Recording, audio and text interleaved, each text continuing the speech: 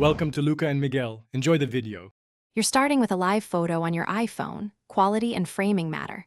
First, open Photos and pick the live photo you want. Swipe up to pick loop, bounce, or long exposure. That changes motion and mood.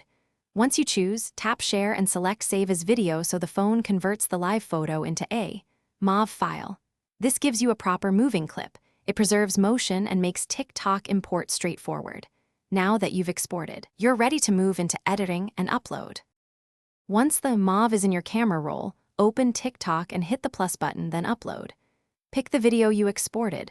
Make sure to trim it to your desired length. TikTok prefers 3 to 60 seconds. Next, set the aspect ratio to 9:16 to avoid black bars. You can crop or pin the motion. Add effects like speed change or reverse if that enhances the live photo motion. Finally, attach audio, captions, and a cover frame so viewers get a strong first impression. You're at the finish line. Set captions, hashtags, privacy, and scheduling options. Double-check the cover and timings, then post.